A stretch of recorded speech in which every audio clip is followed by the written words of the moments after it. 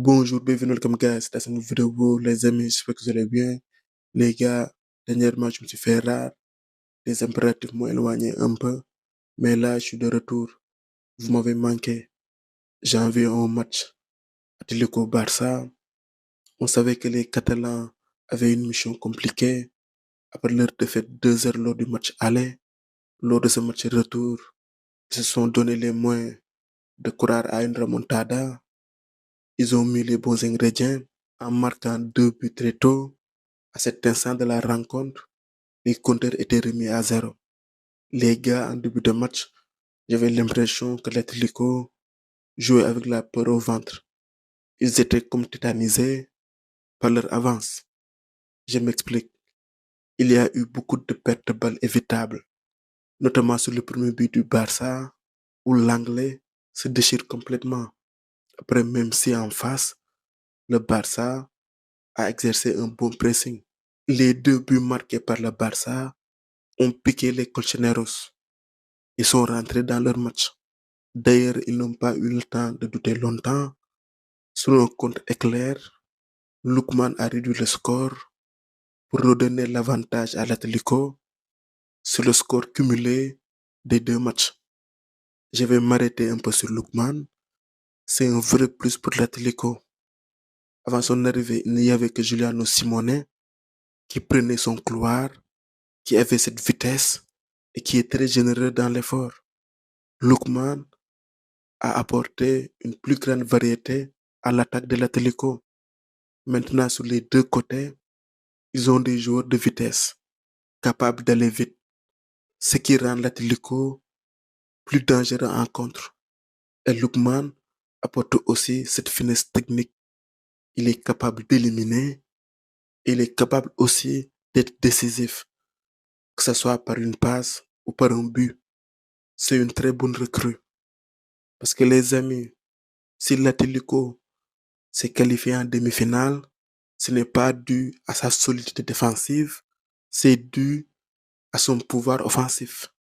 Cet Atlético ne ressemble pas à l'Atlético des dernières années, qui était capable de fermer à double tour. Non. D'ailleurs, dans ce match, le Barça a eu plusieurs grosses occasions. Rien qu'en premier mi-temps, ils auraient pu renverser l'Atlético. Je pense à la première occasion de Lamine Yamal dans ce match, à la tête de Fermin Lopez et au face-à-face raté de Ferran Torres. Ce n'était pas un match fermé, ce n'était pas un match où le Barça s'est retrouvé face à un mur. Non, ils ont eu les opportunités de prendre l'avantage. Après, ça ne veut pas dire que l'Atlético ne voulait pas fermer à double tour. C'est juste que ils n'ont pas eu la capacité de le faire. Et les amis, encore une fois, le Barça s'est auto-saboté. Certains diront que l'arbitre a été trop sévère, mais encore une fois, le Barça s'est retrouvé à 10. Et sur cette double confrontation, ça a pesé. Lors du match aller, Koubarsi a reçu un rouge en premier mi-temps, ce qui a conditionné ensuite la rencontre. Et sur ce match retour, Eric Garcia a reçu un rouge en deuxième mi-temps, ce qui a compliqué la tâche au Barça et ce qui a fait que l'Atlético a eu l'ascendant psychologique. Ce rouge a donné plus de confiance à l'Atlético. Ces cartons rouges reçus mettent à nu les lacunes défensives du Barça. Et on ne peut pas parler des lacunes défensives du Barça sans parler du système de Flick. Avec sa ligne haute, c'est un système risqué. En début de saison, on se posait la question de savoir est-ce qu'avec ce système, le Barça pourra remporter la Ligue des Champions. Pour le moment, la réponse est non.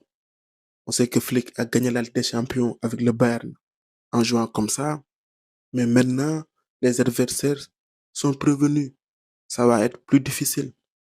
Est-ce que Flick va mourir avec ses idées ou est-ce qu'il ne va pas se remettre en question et faire preuve de plus de réalisme, de plus de pragmatisme en faisant jouer son équipe d'une manière moins risquée? en se dévoilant moins. Et quid de son avenir au Barça? L'année dernière, en début de saison, la Ligue des Champions n'était pas un objectif pour le Barça. C'est au fur et à mesure que c'est devenu un objectif pour le Barça. Comme on dit, l'appétit vient en mangeant. Il a rendu le Barça plus compétitif. Et au fur de la saison, le Barça était devenu l'une des meilleures équipes d'Europe. En Espagne, ils avaient tout raflé. Liga, Supercoupe d'Espagne, Coupe du Roi. Cette année, la Ligue des Champions était le principal objectif du Barça. Là, ils se font sortir en quart de finale. Certes, en Espagne, ça va. Certainement, ils vont gagner le championnat. Ils ont aussi remporté la Supercoupe d'Espagne. Ils se sont fait éliminer par l'Atlético en Coupe du Roi. Mais sinon, ça va.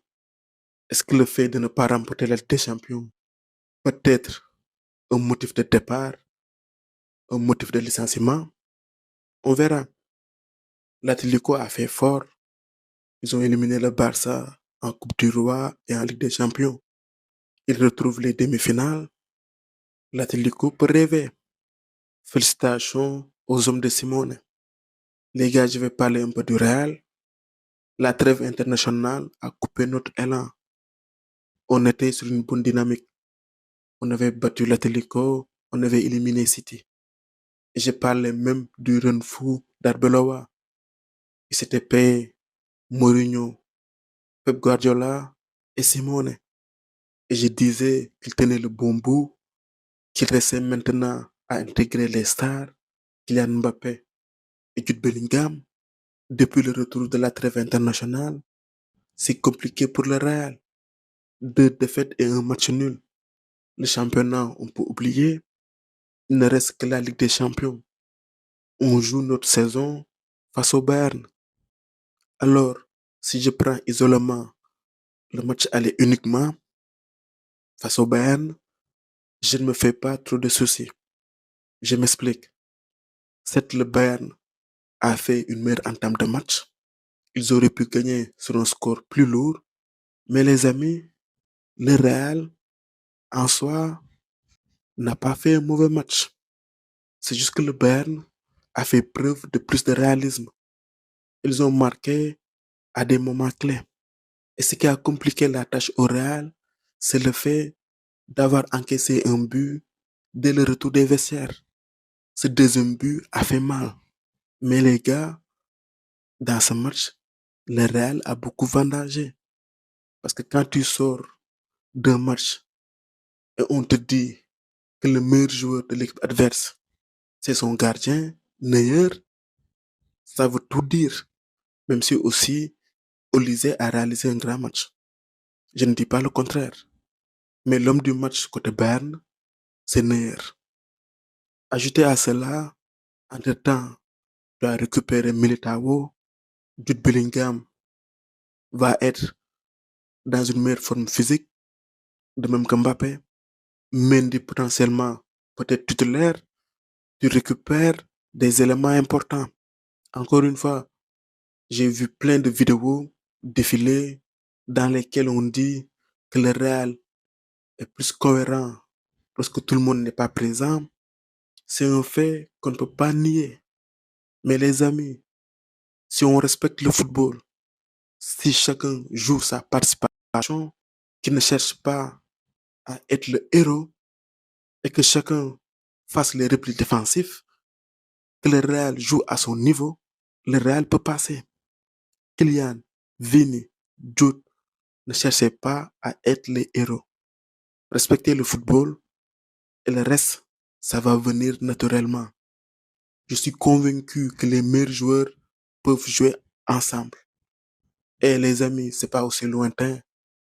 On a vu la BBC, on a vu la MSN.